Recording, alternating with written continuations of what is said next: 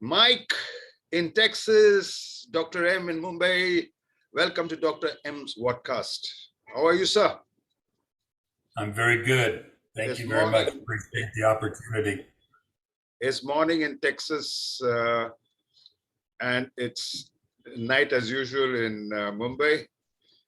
I'm sure you had your breakfast, and I'm going to have my dinner. So that's what always happens to me. But love to have you aboard, and thank you very much for being my guests. So I appreciate the opportunity. So let me, I have always this honor to introduce my guests. And I love that part of it because you know yourself better than I do, but I have the honor of introducing you. Here we go, sir.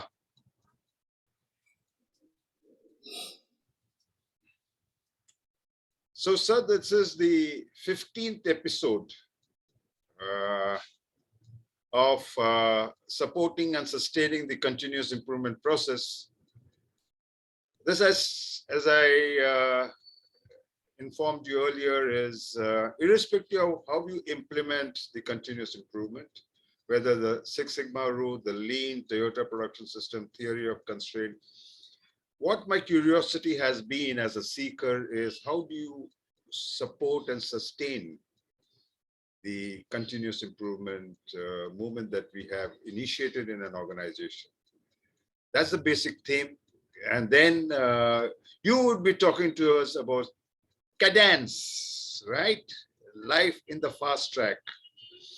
Yes. And I have this law, Martek's law, if I pronounce it right, which you will be That's going in correct. depth, where you are showing us technology increasing in an exponential way, the organization changing in the logarithmic way. We'll discuss more about it. So let's get on to introducing you, Mike Carnell. You're internationally recognized as a thought leader, serial entrepreneur, author, and educator. Would you like to digress on that a bit? Well, serial entrepreneur. I mean, I've started several different companies, not all consulting companies. I mean, I began in the '70s with a snow ski shop, but I mean, I've owned a factory. I had a blow molding factory in San Antonio, so we had a real estate photography company where we're doing virtual tours. So we've started several businesses. We published a book in 2001, Leaning into Six Sigma. That's still in print. It's used in some universities in terms of teaching them about Lean and Six Sigma, being able to combine the two. And then basically we've been in the education business since 1995. We got That's on great. the front end. I'm sorry.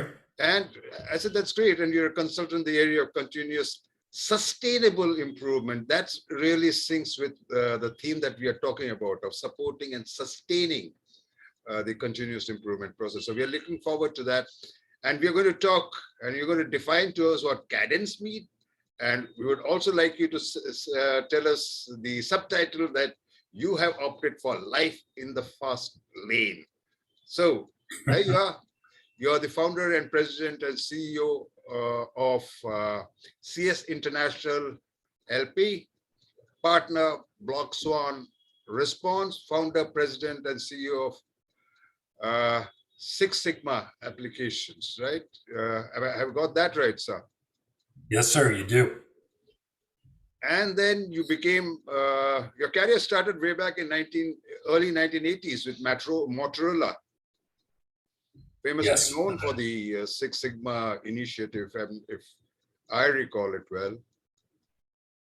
And there you go. Yeah, we actually. You were involved in the development of Six Sigma and DMAC as we know it today. That's correct. Would you like to? Probably not the theory of Six Sigma. I mean, the theory of Six Sigma came out of the communications division of Motorola.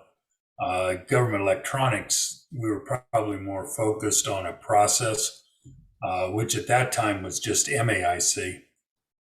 So yeah, we were more focused on how do you solve problems, how do you identify root cause, things like that. And somewhere at the corporate level, they took this theory of Six Sigma that came out of communications and mixed it with the process that came out of government electronics.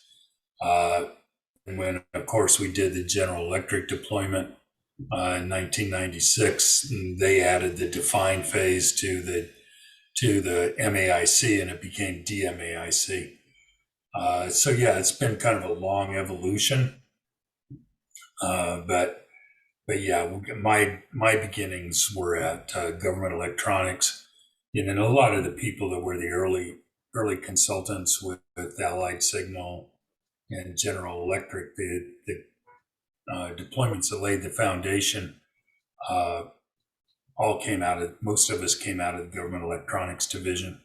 Either that or the automotive. Some came out of automotive, but nobody really significant.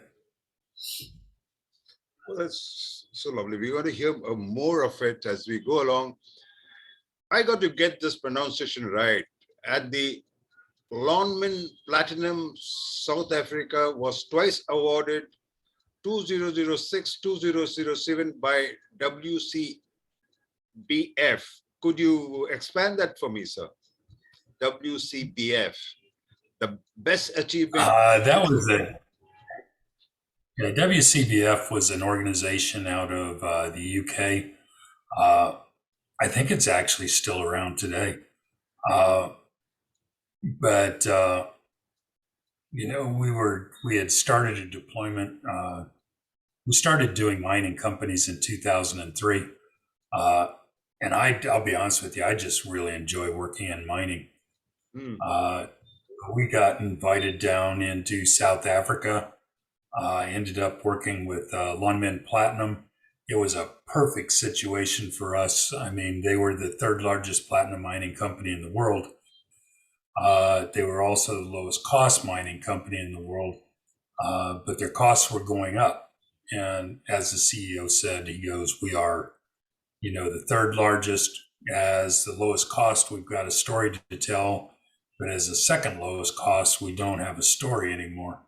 So we got hired to go in there and work with them, and we got everything back under control. We didn't really get it under control. We helped them set up a system where they got it under control. And in 2006, we won an award for being the best achievement in Six Sigma for the year. And in 2007, the same thing. And then, if you remember, at 2008, we hit that subprime mortgage crisis, which really turned the world upside down. We got hired by MCon Technologies, which did a lot of exhaust manifold technologies. It's a global organization, so we were working all over the world, and they kept us going even through the recession, which left them in a perfect position as we came out of that recession to sell the business. But again, even with the recession going on, we won a best new deployment of the year in 2009. And then again, another deployment at Faurecia, which was another exhaust system. We won, deployment of the year in there for 2018. Where was Faurecia, sir? Yeah, Faurecia is a French company that's much like some of the automotive technology companies that supply the OEMs in this country. It is here operating under the name Faurecia. But yeah, we work with the exhaust people. Felicia in Indiana, and we had a really good deployment down there as well. So it was a good time. So then in 2021, you came up with the article called Disruption and Dystopia. Dystopia. Dystopia. I practiced this from utopia to dystopia. You caught me again. Dystopia. I was listed by the World Health Organization in the COVID-19 global literature on coronavirus disease. We all know what it means. I also got an attack of that. So let's a little bit on that, if you can just spell it out before we go to the life in the fast lane. Okay, I've been writing an article for Quality Progress in ASQ magazine. This year, 2022, was the 22nd year that I'd written out an article for them. But in 2021, I wrote Disruption and Dystopia because it was very appropriate for what was going on at the time. And I was amazed that I went looking for the article online at one point and ended up with a link to the WHO, who had somehow recognized the article, and it's in their list of recommended reading under COVID-19, which I thought was interesting because I never really had that kind of result in mind. So yeah, it feels good to be recognized globally, and to feel like maybe you've done something for somebody, during the COVID pandemic. So yeah, it was a good feeling. So let's get along with this subject, which is very contextual. I mean, it is relevant today, as you would explain to us the relevance. So we are going to do this in 3 parts, and I'm handing over to you for the first part, right? So we are going to split this up into 3 parts, and that's a 3-part of Cadence life in fast track. And now we will have the first part. I hand it over to you, sir. All right, thank you. There we go, Mike. Okay. I may have just clicked the wrong thing to share the screen.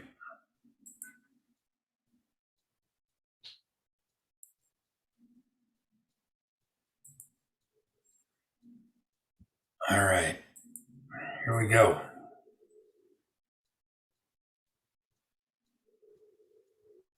That's the part 1. It is part 1. Yes. All right, so I titled this Cadence Life in the Fast Lane.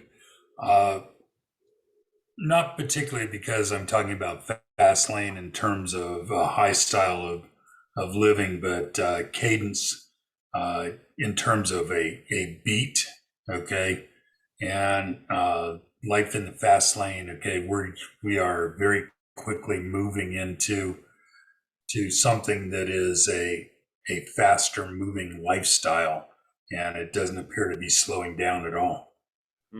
So basically, when you start a discussion, it always helps if everybody has a common understanding. So I just wanted to set some definitions here so people would understand. True. I'm sorry. Yeah. The dictionary. The dictionary definition is kind of a rhythmical motion or activity. I mean, we're used to seeing it in terms of the military. You'll have a drill instructor or somebody calling cadence while people march, and that cadence keeps everybody at the same speed. But then I started to run into this term, and it seemed like a very odd usage. People started using the term cadence when we were in meetings, and it really hit about 2003. I didn't see it for a long time, but the usage was the length of meetings or specific groups of employees. So like, it'll tell you, the cadence is almost always an hour. We have a meeting, it goes for an hour.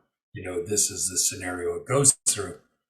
But now it's kind of grown. Okay, so the cadence has kind of gone backwards to what it actually originally meant, to where we're talking about the frequency of something that's scheduled. So like, I've got a 9:00 Thursday morning conference call. Okay, so that is the cadence of that particular meeting. Okay, it's regular, it's scheduled, it goes for this amount of time. So really, when we go through this discussion, we use the term cadence. That's the context we're using it in. We're using it in the context of the frequency of something that is scheduled regularly. It is periodic and it's cyclical. Am I right? That's correct. Okay, so what we started to talk about was, does the global economy actually have a cadence? Okay. And this came out of, the idea of this came out of the book Future Shock, which is an extremely old book. It's written in the 70s. So, we're talking about a book that's 50 years old. But they talk about, what Toffler talks about in the book is, we spent thousands of years, okay, where people are hunters, gatherers, and then they morphed into an agrarian type society.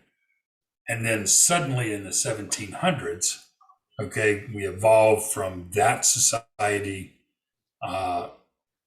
We've got steam power, and we see our first industrial revolution. So after thousands of years, all of a sudden we morph into this first industrial revolution.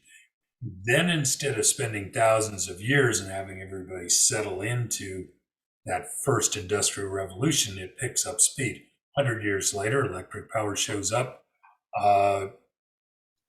Now you've made another change. It's only been 100 years, which is still actually fairly slow, but it introduces electric power. It creates mass production. Okay, so now we're starting to gain some speed. Then we hit the third industrial revolution, and again, you've got to kind of watch this because there's a lot of different theories on when these times are. But, in the third industrial revolution, most of us have lived through it. Most of us older people have lived through it anyhow, where all of a sudden you've got electronics. It's not that hard for me to remember times where we didn't have cell phones, we didn't have computers, and so now we've seen us make that third industrial revolution where we've got more electronics, and we're seeing the technology is being used for production automation. Okay, so now it's not just mass production, it's production automation. And right now we're currently into the fourth industrial revolution, where we're seeing technology, sensors, artificial intelligence, Internet of Things. But where this is innovated again is all of a sudden all this technology is being used to innovate technology. So you've got technology creating technology. And really what it's doing is it's speeding everything up. So we've gone from thousands of years to hundreds of years to less than hundreds of years. And so now it's really the gap between one phase to the other is rapidly decreasing. That's what I hear you saying. Very, very, very quickly decreasing. And that's the cadence that's getting quicker. So you've gone from just maybe that group of people that's just marching to a group of people that were jogging to a group of people that are maybe running right now. Or at least we think they're running. Who knows? We may end up at a speed right now where we think we're running, and it's going to look like 10 years, it's going to look like we were just walking. So cadence, the beat has started increasing in the rhythmic form of cadence has started increasing, right, sir? The way I see it here. Yeah, very much. Okay, so I like this. Yes. Yeah, it's new to me. So we talked about, sir? It's new to me. Yeah, and I remember when Toffler's book, and I probably shouldn't say that. Remember when Toffler's book came out in the 70s? I mean, I wasn't very old. Uh, I was in my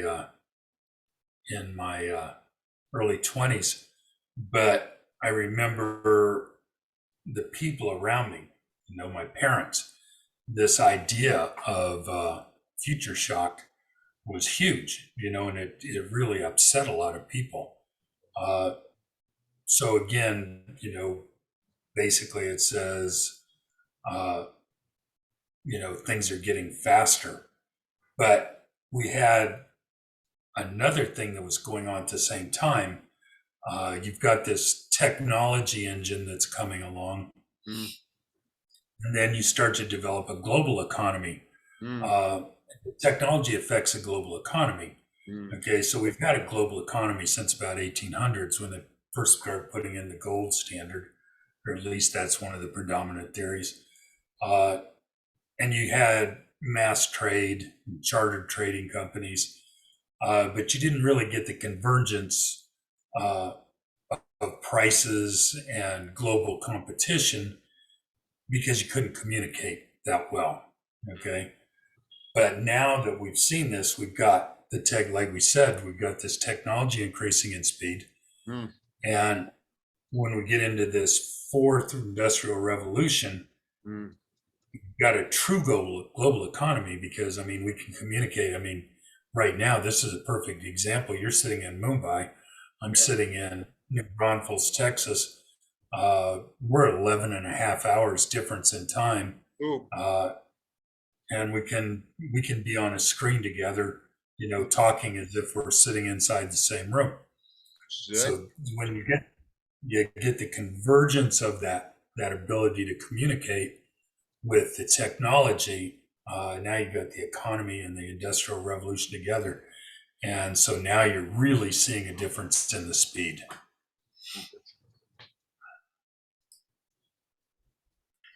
Okay, so we go back again to the book. Toffler wrote this book in 1970, and he introduced the term.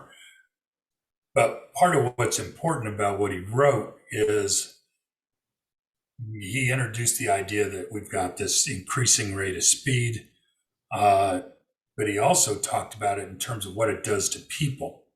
mm, Okay, so we remember it was very, very slow in the beginning, thousands of years to hundreds of years to less than hundreds of years.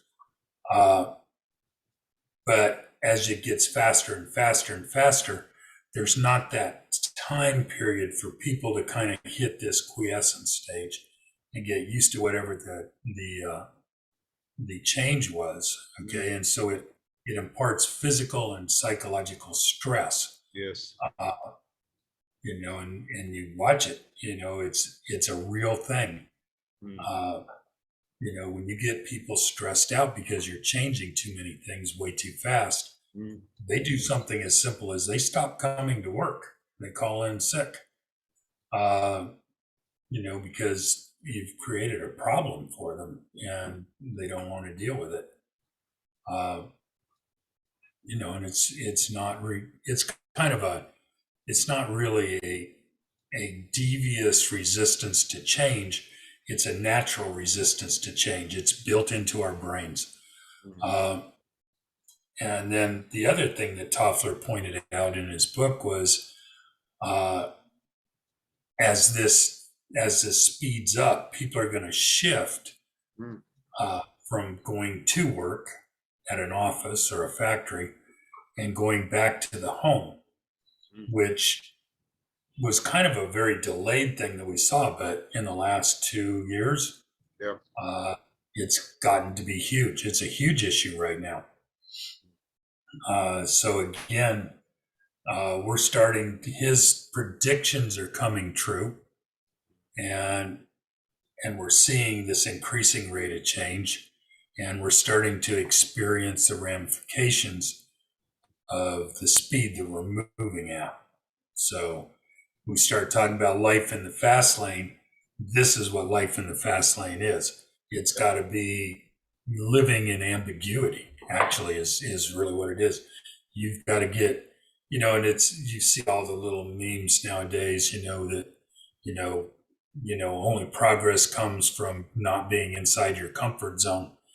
And that's a very cute thing to say, until you're trying to run an organization and run it productively and run it smoothly.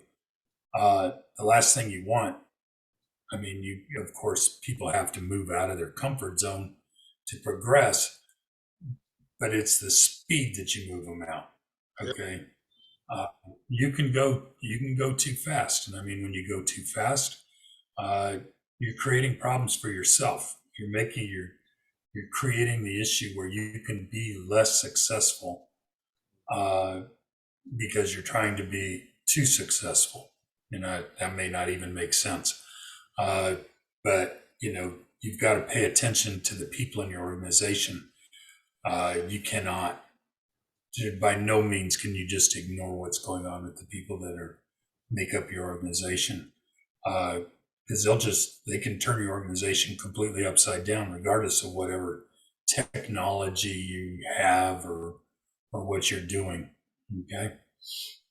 So the world's becoming extremely aware of this increasing rate of change, and the ramifications are possible. I mean, we're living them today.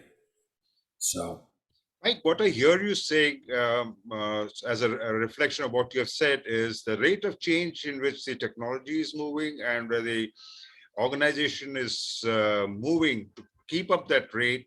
There would be some sort of adjustment that is required by the people in that, and that might result into certain sort of burnout, certain sort of passive behavior, and certain sort of behavioral issues that will not be productive. Am I right in interpreting you that way? that's exactly right. I mean, people are going to have their own way of pushing back, and there's, like I said, there's a part of your brain that's already wired to be resistant to change. And then you get people that perceive change as risk, you know, um, somebody that's worked their way up in an organization, they've been part of a system. Okay. And that system has been part of their success. So you start introducing change and you start introducing risk. Okay. Risk is going to be, perceived as all their success is now in jeopardy. So they're going to push back in different ways. Some people are passive aggressive. Some people just refuse to change. You see those people, we call them OMDBs, over my dead body. They have absolutely no desire to do anything different. And you see it, people see it all the time. They say we've always done it that way. And I mean, it's not really devious as much as it's just a natural condition. And you need to, as a person that's responsible for an organization, you've got to deal with it. Sorry, because the minute you associate shock and what you're saying, it's like when you see a shock, you are at times you can see a human being being absolutely frozen. You just put your hand to your mouth and just look without doing any action. You just freeze in time, isn't it? Absolutely passive. Can't move. Yeah, it's absolutely. They talk about deer in the headlights. I mean, if you've ever been around deer, and you catch them at night in the headlights of your car, their reaction is to just not move. Okay, they freeze, and people are exactly the same way. You see it. Look at what's gone on with video games. I mean, you look at the original video games, Pong, where you just have the ball going back and forth. And now you've got video games that look like real live people. I mean, if you would have started out with the real live people, I mean, people would have just absolutely freaked out. And that's just entertainment. That doesn't even represent risk. You start representing risk into your work environment, where it has to do with how you earn your living. And people start feeling like their lifestyle's threatened. That's a whole different level. and that can cause a lot of problems for a lot of people trying to keep their organization alive, keep it competitive, keep people employed, right? So, I mean, we went through that again. I had bought that factory in 2007. A year later, we walked into the subprime mortgage crisis, and I mean, I've got 29 employees that are counting on me to provide them work so that they can have a job. And all of a sudden, people aren't paying their bills. Okay, well, if they're not paying me, how do I pay them? And so you're working this, and that just hit instantaneously. I mean, 1 minute some big company comes out, announces that they're not going to pay suppliers for the next 120 days, and the cash just stopped flowing. And realistically, what it was you had to get a bunch of your suppliers together, and I got my suppliers together, and we said, okay, this is what we're going to do. This is how we're going to get through this. And we had a bunch of people that just said, we've been through this before. We'll just hunker down. We know how to get through it. Nobody knew how long it was going to last, but because I think what saved me was that I had never been through it before as part of that industry. So I didn't know to hunker down. They hunkered down, and 11 of my competitors went out of business inside of 6 months. So, it's like, how do you deal with the change? And sometimes you're just lucky. I was lucky. Sometimes you make a bad calculation. 11 of them made a bad calculation. But this stuff happens so fast. I mean, nobody that said, well, I shouldn't say nobody. There's some people that made a lot of money off of that crisis and seeing it coming. But in general, the world didn't see it coming. It devastated the economy. So again, it's one of those fast changes. And that's why people are so adverse to change, okay? Because they don't really know where they're going to end up and how it's going to affect them. So again, people are getting more aware of change. They're getting more aware of speed. And they're starting to realize that maybe some of these things they thought were crazy in terms of ramifications. I know my father thought Toffler was nuts, and all of a sudden he was dead on. It took 50 years for us to figure out he was dead on, but he was dead on with a lot of what he said. So, all right. So really, now we're saying, okay, technology is driving us. They're setting the speed. The question becomes, how fast are they going? And really, this starts out into what people now refer to as Moore's Law. It's been around since 1965. Gordon Moore was one of the founders of Intel, or he's one of the co-founders of Intel. And he basically saw that the number of transistors that they could put into a microchip was doubling every 2 years, and the cost of computers was being halved. So that creates this exponential function. And so by default, we've accepted that, okay, that the technology is moving at this exponential rate. But again, you've got to remember, right? That's 1965. So this occurred, it was in place. Maybe that's what triggered Toffler to write Future Shock. The idea of the increasing speed. But again, we're now talking about that was how they were implementing technology. Now we're using technology to introduce technology or to develop technology. You've got to wonder, is it still going at the same rate of speed? Or is it getting faster? So as we get into the fourth industrial revolution,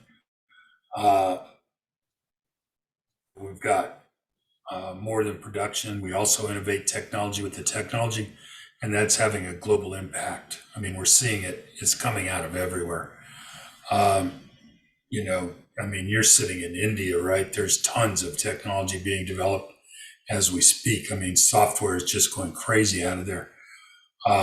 so the idea of using technology to innovate is increasing the speed of technology. So is the exponential rate still effective? But that's a big discussion, and again, it's one of those esoteric discussions. At some level, it's esoteric. It's like, okay, what speed is it really going, and how do we assess that? So you've got two groups that are coming out going, Moore's laws doesn't apply anymore. One is Huang's law, and the other one is proposing Nevin's law, and they're both gauged off of different things. Okay. So the Moore's law that you explained earlier, the concept that Moore's law was slow, is it? And then they came up with two streams of thought. One is called the Hume's law, and the other is called the Nevin's law, right? I got the pronunciation right. Yeah, Huang's law and then Nevin's law. Yeah, here's part of the problem. I mean, people are having trouble dealing with Moore's law. And I mean, it's been in place for almost 55 years. Yeah. And so they look at this and they're going exponential. Oh my God, that's too fast. And then you've got the technology people looking at it going, no, it's too slow. So, and the consequence is stress, right? So now you've got this group going, okay, I'm just barely getting used to being at this exponential rate. And the other group's going, we need to go faster and faster and faster. Mm-hmm. And so you got the people caught in the middle in the organization, okay, and they're going, okay, I'm just getting really nervous because this just keeps going faster and faster and faster. And that's what I mean. It's, the survival technique is almost how well do you deal with ambiguity?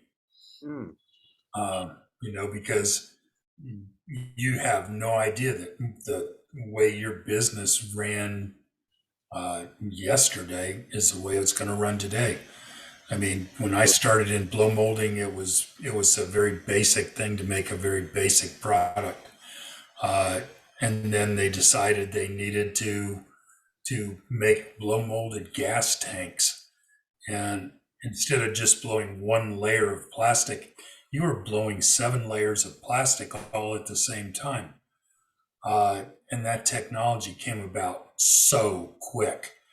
And I didn't have the ability to produce a 7-layer tank with the machines that I had. And luckily I still had very large machines so I could produce playground equipment. But I couldn't produce the smaller size, high tech product. So yeah, I mean, it just flipped the market. All of a sudden, people who were making metal gas tanks weren't making back gas tanks, and people were blow molding. We couldn't make the gas tanks because we didn't have the right machine. So you got this whole new group of people that show up, and it's driven by just pure technology. So here we are in, I like this. And thanks for introducing these 3 laws. Moore's laws, one group says that we have to move faster. The technology guy says we're going to move faster. And that is the creativity, the hunger of moving faster. The other group, probably you're going to explain to us more, saying that, no, hold on. That's too fast for us. I like what you're saying. Yeah, it creates an interesting culture, actually, is what it does.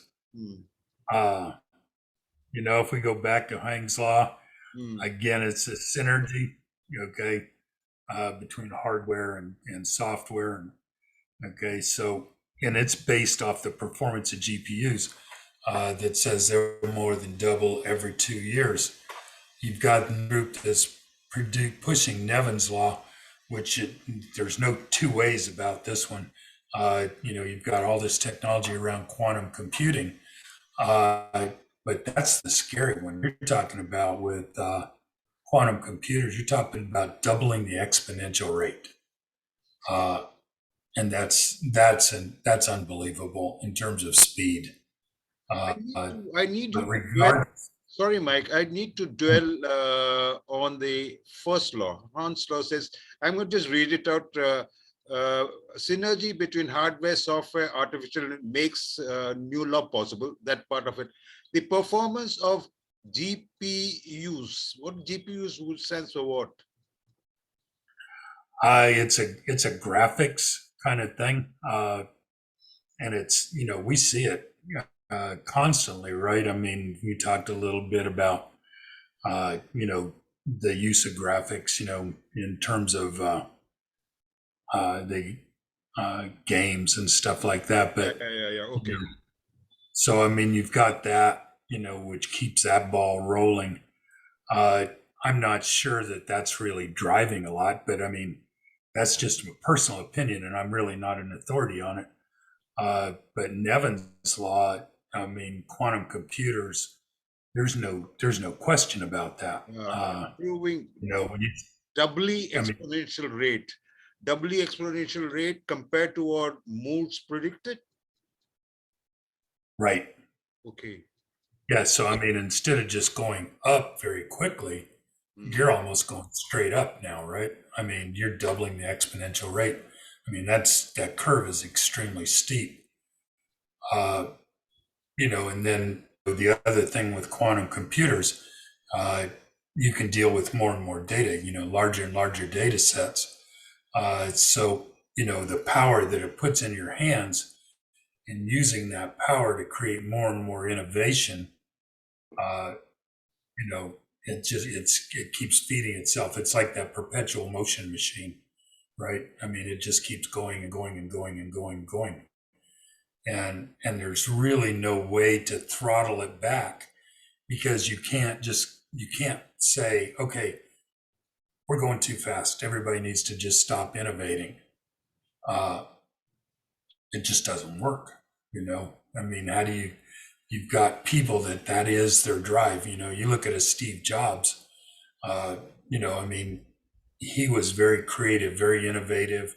There's a lot of pluses and minuses people talk about, uh, to working with him or working for him or whatever.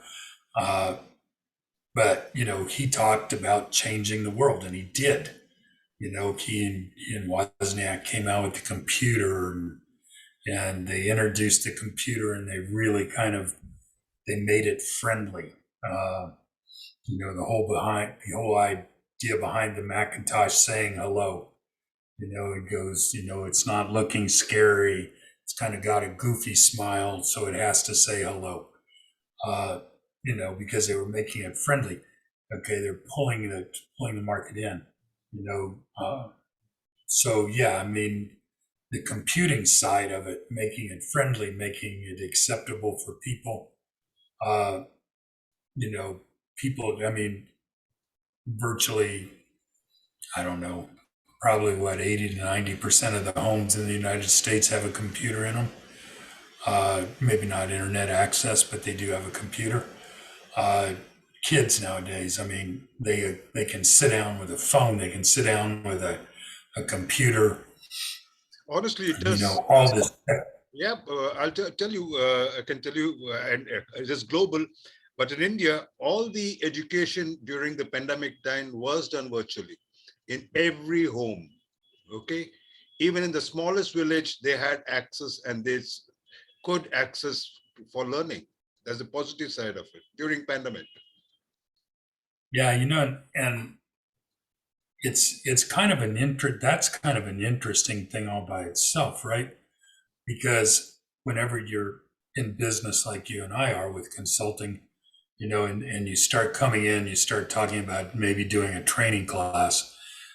The first words are, well, do you have it online? Okay. So, yeah, I mean, I just spent all of 2021, another guy and I putting all of our Six Sigma training material online. We probably have 4,000 different slides online with voiceover and everything else.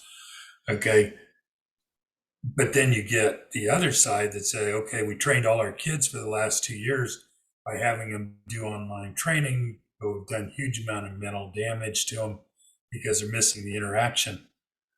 And so that doesn't make the online training bad. It So just means we don't know how to do it very well. How do we balance that out with our children? Yeah, they need the interaction with other children, just like people need the interaction with other children. But I know when we take a lot of online training into a company, uh, people wait until the day before the review before they go do the training. I mean, you can see that in the background, who accessed what when. Uh, so we've got people need to learn the discipline and take the responsibility for using that technology properly. And then we have to come on the other side and understand how to present it acceptably so that we can train our children. I mean, if you think about it, do I want to spend time with a teacher in a class standing up presenting material? Or is it more useful to those children to get the presentation of the material off of a computer, which is where they're used to getting it? And those teachers are more in a mentoring role. And again, I'm not going to pretend that I have all the answer to this. But I know as we've gone through the years with the DMAIC, the mentoring side, if I use, the adult learning models, and I've got the very basic levels of education, I have what they can learn in a classroom, but there's no value to society or to an organization until there's application. And the application requires mentoring. So realistically, is the training evolving as well with the technology that says online training's fine, but you've got to have social interaction. You have to have mentors. There's still people involvement that's required. So yeah, when I look at this, Mike, I like what you're saying, because what I recollect is that there's no way that you can stop technology, right? The technology is going to move around. But the phase that we are, like in every other transition phase, it would take some time for adjustment. And that's probably the time, like what you are telling me, is the requirement of coach, mentor, and scaffolding these people so that they move, they get over the transition period. Uh, that's what I hear you saying. yeah, I mean, if you look at change models, you know, uh, they talk about as you introduce change, people take that dip and they call it, the valley of despair. Okay. Mentally, they take this dip, and the dip is deeper for some than others. And they get to the bottom of that dip, and it's what they call pity city. They feel sorry for themselves. Everything's changing. I don't know what's going on anymore. And that model shows that the way that you get out of that valley of despair is normally through a training, some kind of training exercise, making people more comfortable with the change that you're introducing, not just throwing it out there and saying, here, you deal with it, which is exactly what we did with the online training. We didn't take the time. We thought all we had to do was put it up on the internet and everything was fine. Well, it wasn't. So there's that adjustment. Like you said, it's the adjustment period that says, I've got the technology. I need to learn how to use it. The people have to learn how to learn from it, how to adapt to it. I have to learn how to use it responsibly. Okay, which means I can't just take the easy way out. I mean, if you look at some of these companies out there that do the online training, and at the risk of promoting, a company, when I look at a company like More Steam that does a lot of online training, and it's very interactive. Okay, it's not just a bunch of slides. Okay, PowerPoint slides, and you start flipping through the slides and you read the slides and things like that. They have very interactive learning going on. So it's not just to sit in the chair and read a slide. You've got to do things, Hey, and Mike, it tells you how well you did.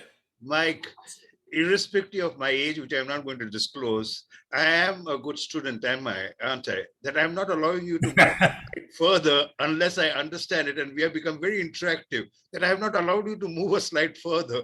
Okay, I understand it. I love learning. There's no point in pushing the slides if I can't understand you. I think this is really what I think I'm doing it out of sheer as a seeker to learn from you. And I'm learning by interacting with you. If you had just put it up, I would have just read the sentences. Okay, that's what Mike said. And I would have kept quiet. But I want to learn. And thanks for you to have made it so interesting that you said, regardless of the outcome, the choice between the two law models or technology, the speed has increased. That's what you summed it up for us. Okay. As a lot of learning. It is going fast. It is going faster, and it's not going to slow down. I mean, it's just the nature of people that's driving it like that. But we do. I mean, you talk about learning and things like that. In the state of Texas, if I get a speeding ticket, I can agree to take an online driving course, and then it kind of keeps the ticket off my record so my insurance doesn't go up. And people for the most part know what's right and wrong, and so they'd sign up for the course and they'd just flip through the slides real quick. So now when you take the course, not that I take the course that often, but I have taken the course. But so you get a speeding ticket, you sign up for the course, but you can't just click through the slides. They've gone through and they've actually figured out how long it takes you to read the slide. So now you can't change to the next slide until, say, 90 seconds have gone by, because it takes the average person 90 seconds to do it. Well, that doesn't fix your learning. That just makes you impatient, right? So, we look for these cheap ways of doing it instead of really taking the time to understand the technology and what it takes to introduce it. And you're right. It takes that interaction between people to really make it learning, to make it useful learning anyhow. Otherwise, it's kind of superficial. Why don't All right, so we've got our new laws. You're shocking me further now. Let's hear about this now. Like, global economy is the customer. Wow. Okay. Okay, so we've got this global economy out there. It is the customer of every business, right? It doesn't matter. I mean, it used to be when if I made a product, all I had to do was worry about maybe who was I competing with inside the state. Like I said, I had competitors when I had the blow molding business. I had local competitors, but that doesn't mean anything. Okay. There's people I'm sitting in Texas, so I'm right close to the border. There's blow molders in Mexico. I've got to compete with them. There's blow molders in states beside us, New Mexico, Oklahoma.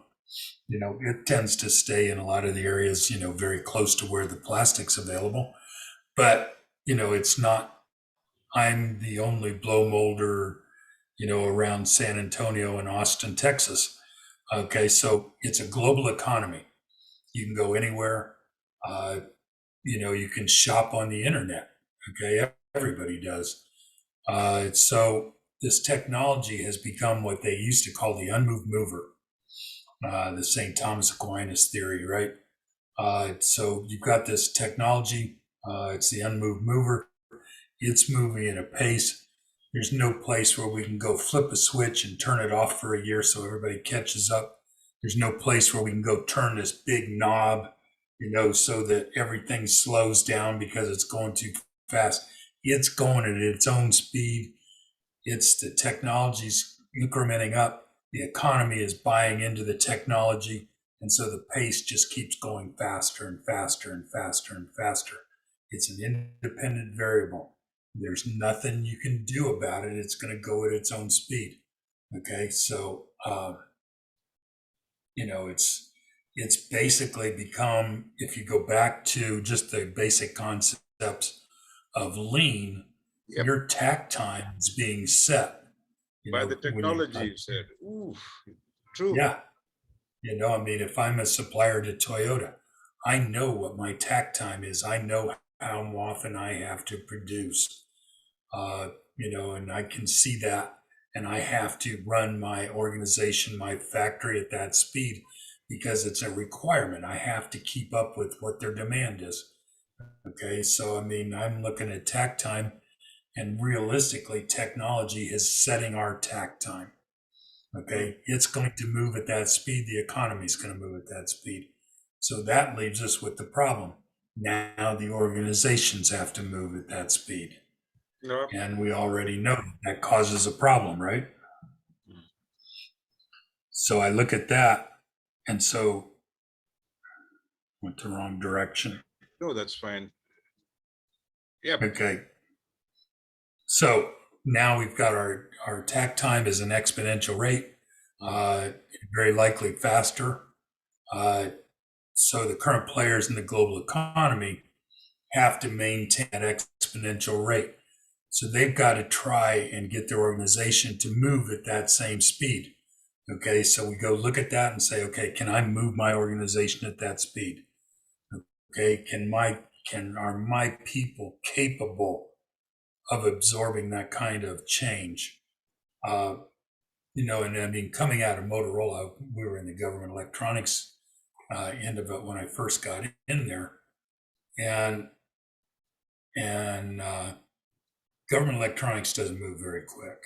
Okay, so you could kind of just float along and everything was okay, but then when I left government electronics, I went over to the automotive division, and that was a whole different deal. Okay, now you've got automotive. And it's really not the product that you're producing that's moving that fast, but it's the work that's going on for the stuff you're going to introduce in the future. Okay. So, I mean, we were looking at fiber optics and things like that. While we were producing products that didn't require fiber optics.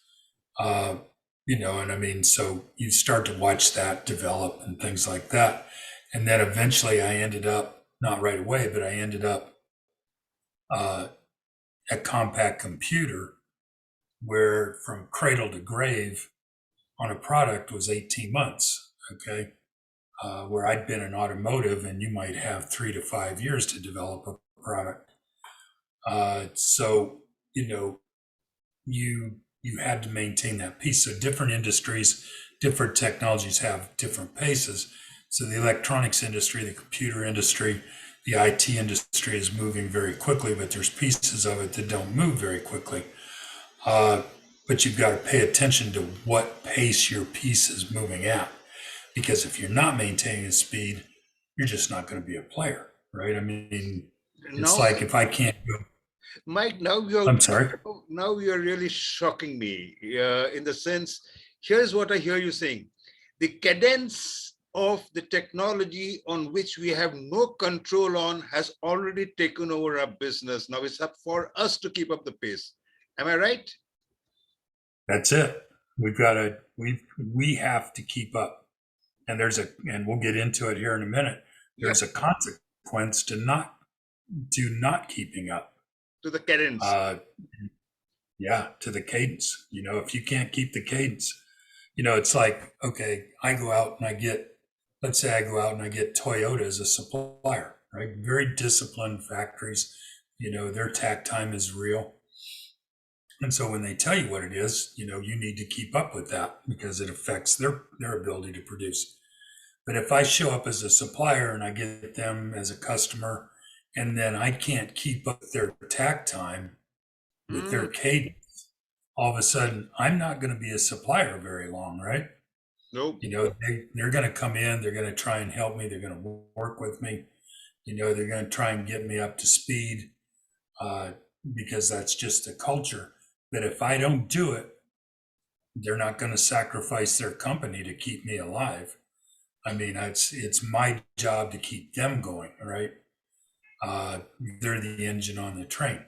Same way here, we've got this global economy, we've got the technology. it's setting the tack time. If I want to participate in that economy, I have to maintain the pace. If I don't, I'm just not going to be a part of it. I mean, that's just how it happens, right? That's You the know, and then, survival. That's a survival. So yeah, you know, and I mean, everybody always talks about, survival of the fittest. And if I'm not mistaken, I don't think that's what the quote was. It's survival of the most adaptable. adaptable. Yes, sir. And if you have no ability to And adapt, and I'm sure adaptable. The minute you say adaptable, is a dynamic concept, right? It is not a static concept. no, Adaptable itself is dynamic. yes, it has to be dynamic. I Mm. mean, there's, static doesn't work anymore. I mean, there's virtually nothing in life anymore that's static. Okay, so now the question becomes how fast organizations change. Yes, yes. Okay, so we know how fast the train is going, Mm. uh, and it's going at the speed of technology. Mm. So now, how fast do the organization? And it's not just how fast do people change, because people are a huge part of the organization, of course. But the organizations also, they've got their own culture, and there's, you get a General Electric culture uh, that is geared around changing very quickly, or it was anyhow, at least in the 90s. And then you take government electronics at Motorola, it really wasn't very geared to fast change, okay, because it just really wasn't required. Okay, so you get this new law. We've got lots of laws. So now we have Martech's law. Bartek's law. Yes. Martech's law. Okay, and this is that law that says, okay, organizations absorb change at an exponential rate, or not an exponential rate, at a logarithmic rate, which when you compare it to the logarithmic rate or the exponential rate, it's a lot slower. Okay, so now what I have is I've got this tack time, okay, with the exponential rate. Mm. And I've got the use of that technology is at a logarithmic rate. So one's going slower than the other, which is not a very good system. Okay, now when I look at that logarithmic rate, Mm. it can be increased. Okay, it's not like, okay, there's this natural boundary and you just go up to this natural boundary and then you stop. Okay, GE was very good at looking at this and understanding that your ability to absorb change and your speed of change was a core competency. You needed to have that to compete, you know. And I mean, Welch made the comment, if you don't have a competitive edge, then don't compete. Okay, so he understood, and you can see it in his book, Straight from the Gut, where he talks about it. He put things in place, and one of them was, his change process. But he started out with the very basics, okay, that we do in continuous improvement. He started out with a documented process, change acceleration process, CAP. Okay, once you have a process, this is what our change process looks like. It's documented. This is how people do it. Now you can measure it. Okay, once you measure it, now you can look and make changes to it. And you can tell if you made it better or if you made it worse. So you can improve it, and you can do those changes to that process that make people feel less threatened.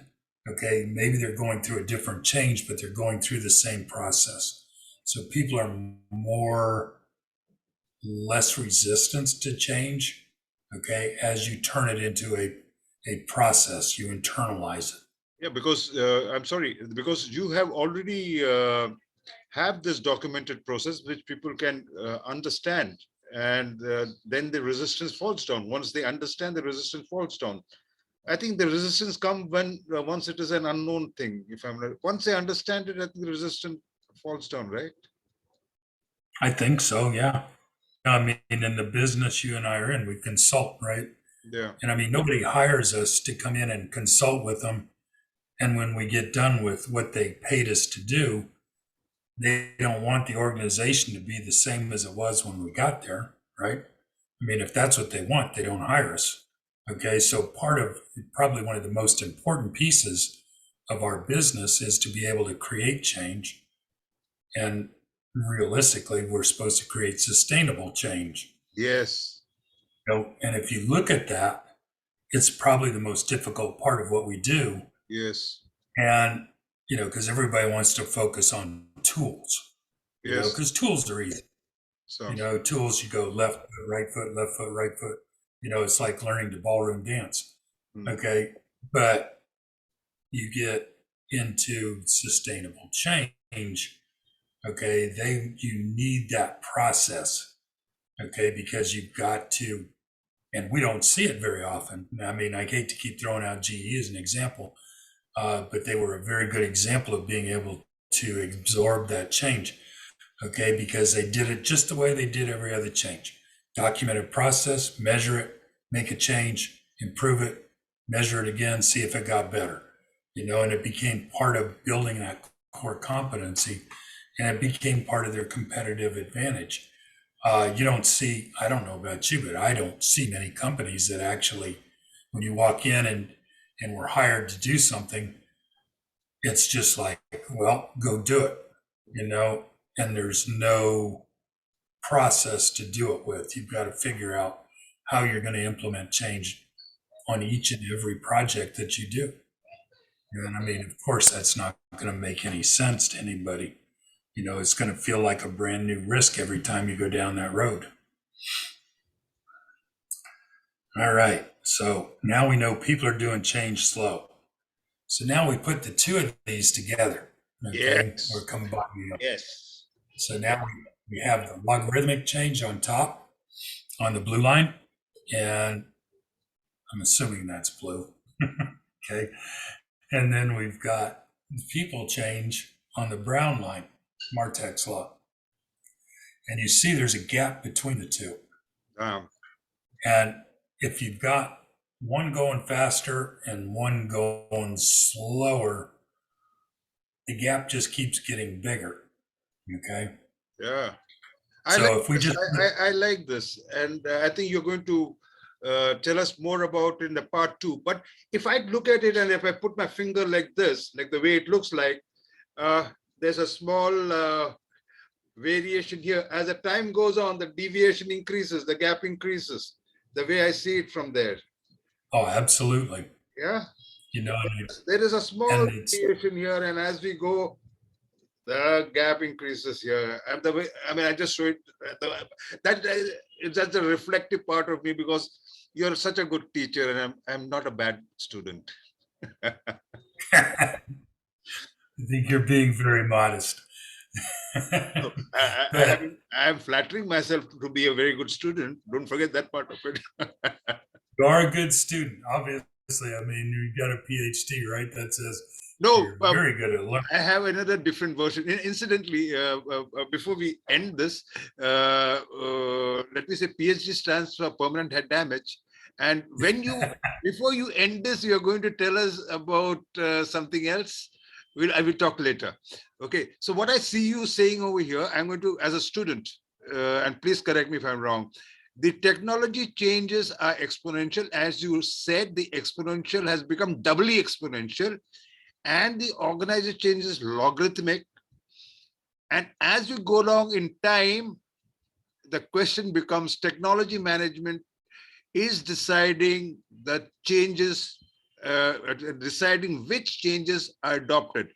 This is what you narrated earlier, that the takt time of how we do business, etc., is determined by the technology. Have I grasped you okay till now? That's exactly what we're talking about. You're not gonna stop the rate. Yep. Increase your rate of change within your organization, and then you have to manage that gap.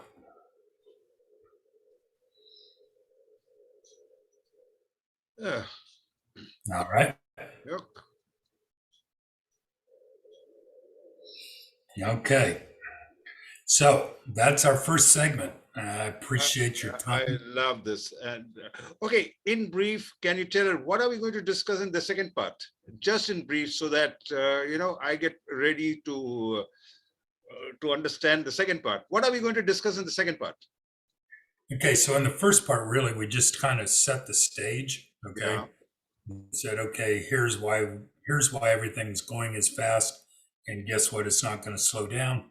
And here we're not going that fast. So we got this gap. So we want to talk about how we manage that environment.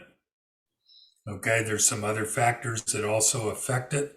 We want to talk about those factors that affect it, and how we manage the gap, so that we don't lock ourselves out of our own market. Okay, I mean the whole idea in business is to be an ongoing organization, and so we don't want to exclude ourselves from that organization or that market. So Okay. that's where we're going to go with segment 2. So I'm so anxiously waiting to hear you.